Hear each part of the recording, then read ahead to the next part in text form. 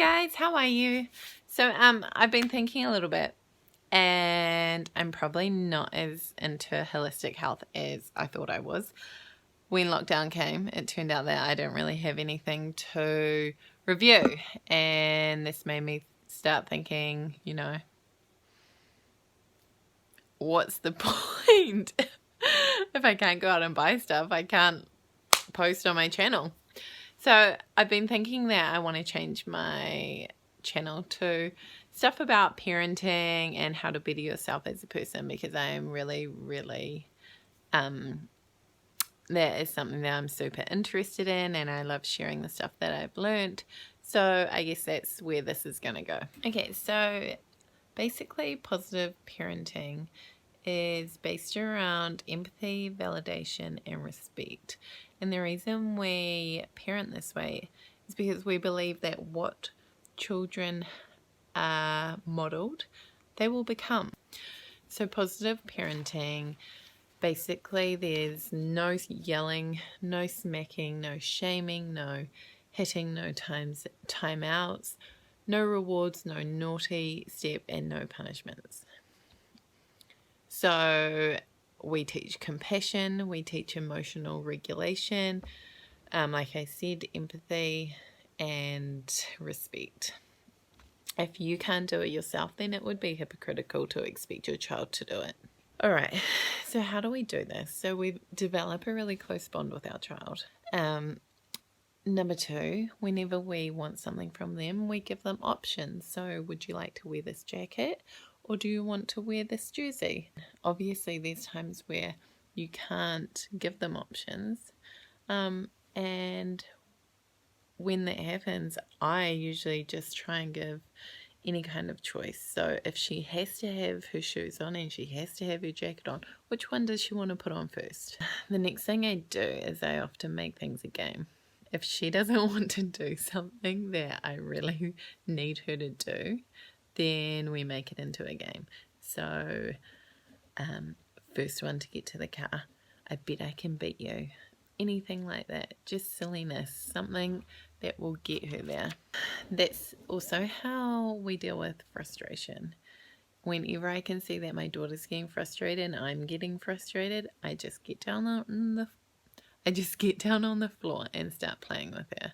Do something silly just to diffuse the situation, and that way I honestly think I have stopped and prevented so many tantrums by just taking a deep breath myself and putting on a fake smile that actually ends up turning into a real smile once we start playing together. All right, so when we want something, I negotiate. We never demand. Do you like being demanded at?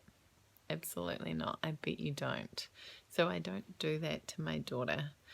If we need to leave the park, which is really hard for her, she hates leaving the park. It's kind of like a negotiation. So we need to leave in 10 minutes, darling. What would you like to play on before we go? Would you like to play on that swing first or the slide? Let's get in as many things as we can before we have to leave. And when it comes to leaving the house, I make sure that I'm ready at least 10 minutes before we have to leave. And then I ask her, what do I need, or what do you need from mummy to help us get ready and be ready in time? What is it that you want to do? Where is the toy that you want to take? Anything. Just how can I help her get to where we need to go? So with positive parenting, we believe in equal rights. This is not equal freedoms. Please don't get them confused. She has an equal right to be treated with respect, spoken to with respect. She gets all the rights that I have as a person. But she doesn't get the same freedoms, obviously, because she's not old enough. Okay, trust. I trust my daughter 100%. There has never been a time that she has cried for no reason. She's either hurt, she's tired, something's bugging her. It just sometimes takes a few minutes to actually figure it out. And sometimes it is really hard. There's been times where she has been screaming and I feel like I have checked everything, but it's always been something. In the end, I've always been like, that is what it is. Teething, nappy change. You know, if she's really exhausted, that's actually my fault. It's not her fault. I'm the one that's missed that cue. I'm the one that kept her out at the shops too long. I'm the one that didn't get her to bed in time. I'm the one that didn't realize what the time is, so she missed her nap. That is my fault. That is not her fault. It is not something that I get mad at her for, because I am the parent. I know what her limitations are. And if I push her past that, any behavior that comes from me pushing her past her limitations, that's my issue. That's not her issue. No forced affection. I have been sexually assaulted in the past. I am huge on consent. I am huge on no forced affection. I do not believe that we should ever be touching another child if they don't want us to. That's hugs, kisses, nothing. If she doesn't even want to say hello to you, she doesn't have to. Kids have amazing intuitions, and it's really sad that we don't trust them. There's a reason they don't like that person, and we need to be respecting that. How would you like it if you were forced to touch, kiss, or hug someone you didn't want to? You know, in the real world, when you grow up, you don't actually have to touch other humans if you don't want to. So I don't understand why we keep trying to make our kids do that. You know, who cares if old man Tom doesn't get his jollies from touching your kids? Gross. Don't let him. Yuck. All right. She can express however she feels. Whatever it is, whenever it is. If she has feelings about it, she can tell me. I am her safe place. That is an honor. It's an honor that she comes to me. And I want to encourage that. I want her, if I let her speak up now, that gives her a really solid base to speak up in the future. Whenever somebody tries to cross a boundary of hers, I want her to be able to turn around and say, you don't get that. You don't get to do that to me, and you don't get to say that to me. And how can I expect her to be able to do that if I, her safe place, don't even let her do that with me?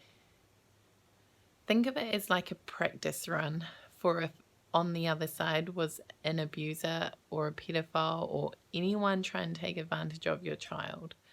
You want that child to have practiced over and over and over again, standing her ground and being able to keep herself safe. And she can't do that if you're not in her corner, encouraging her and helping her. So her feelings are a safe place with me. She can be herself with me at any time. And I will listen to her, and I will validate her, and I will not dismiss her, and I will tell her that she, however she feels, is perfectly okay. It's fine.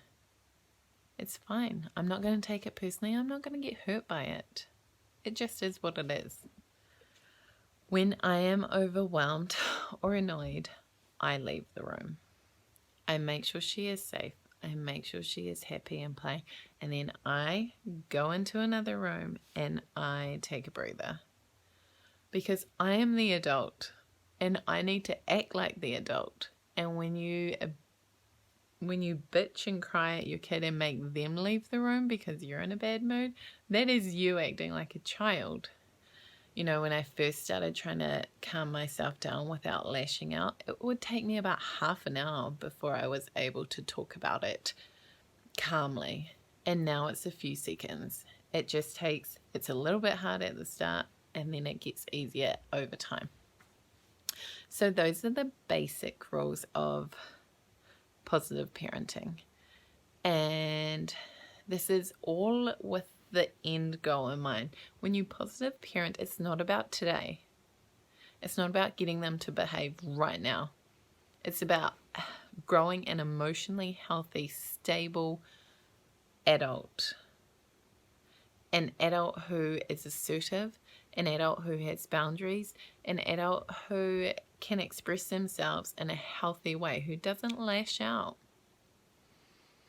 An adult who trusts their own intuition. How many times have you believed or felt something in your gut and you ignored that and that ended up being right?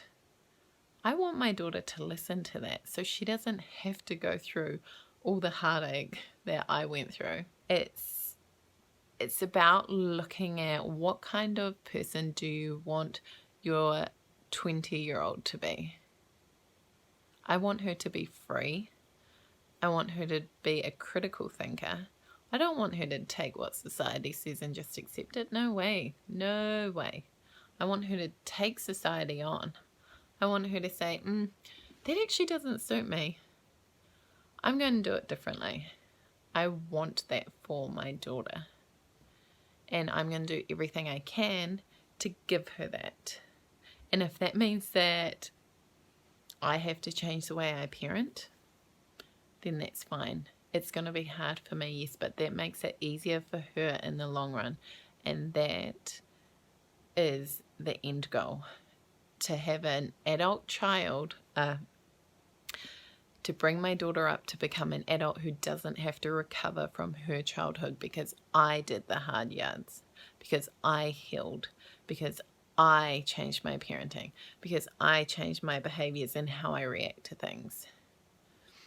Isn't that what we want for our kids? We want the best. That means that we have to take the hard yards. So that is my why I personally do positive parenting. You know, the end goal is, as I said, a well-adjusted, assertive young woman. And that is what I think is best for this world. And I hope that more people take up positive parenting because of it. Anyway, thank you so much for listening. Yeah. See you later.